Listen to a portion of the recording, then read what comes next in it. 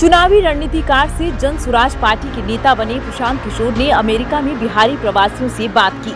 उन्होंने बिहार की स्थिति पर चिंता जताई और 2025 के विधानसभा चुनाव में अपनी पार्टी की जीत का दावा किया। पीके ने शराबबंदी हटाने और शिक्षा में सुधार के लिए उससे मिलने वाले राजस्व का उपयोग करने का वादा किया।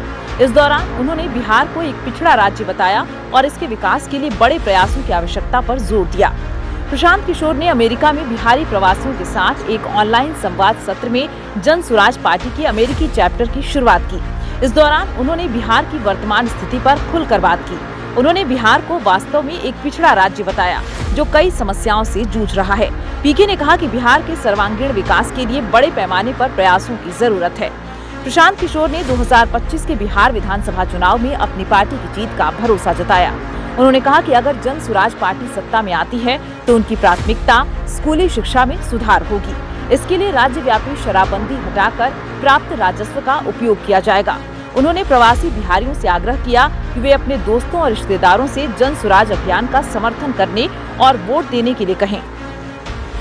बिहार की स्थिति पर बात करते हुए प्रशांत किशोर ने कहा कि हमें यह समझना होगा कि यह एक ऐसा राज्य है जो कई मुश्किलों से घिरा है। अगर बिहार एक देश होता तो यह जनसंख्या के मामले में दुनिया में 11वां सबसे बड़ा देश होता।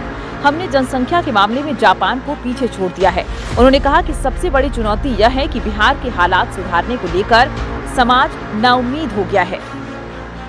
पीके ने आगे कहा कि जब आप नाउम्मीद हो जाते हैं तो बड़े स्तर पर तत्काल कदम उठाने की जरूरतें इतनी प्रबल हो जाती हैं कि कुछ भी मायने नहीं रखता। हालांकि उन्होंने आशा जताई कि सब कुछ खत्म नहीं हुआ है। उन्होंने कहा कि पिछले 2.5 वर्षों से हम जो कर रहे हैं उससे कुछ उम्मीद जरूर जगी है, लेकिन इसे एक ठोस चुनावी परिणाम और भविष्य में सरकार बनाने की दावेदारी में समय लगेगा। जो कोई भी इसका हिस्सा बनना चाहता है उसे कम से कम 5-6 साल तक इसके लिए प्रतिबद्ध रहना होगा। बिहार के विकास के बारे में बात करते हुए प्रशांत किशोर ने कहा कि अगर 2025 में हमारी सरकार बन भी जाए और हम इसी तेजी के साथ कड़ी मेहनत करते रहें, ऐसे में बिहार 2029-2030 तक मध्यम आय वाला राज्य बन जाता है तो यह एक बड़ी बात होगी। यह विकास के सभी मापदंडों पर आज के हालात में वास्तव में एक पिछड़ा राज्य है।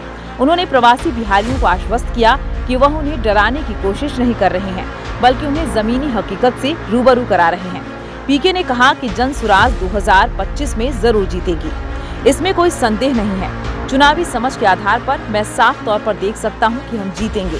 हालांकि हाल ही में हुए बिहार विधानसभा उपचुनावों में जन स्वराज पार्टी का प्रदर्शन निराशाजनक रहा। एक सीट को छोड़कर पार्टी के सभी उम्मीदवारों की जमानत जब्त हो गई। ऐसे में यह देखना दिलचस्प होगा कि क्या किशोर का विश्वास 2025 के विधानसभा चुनावों में साकार होता है या नहीं।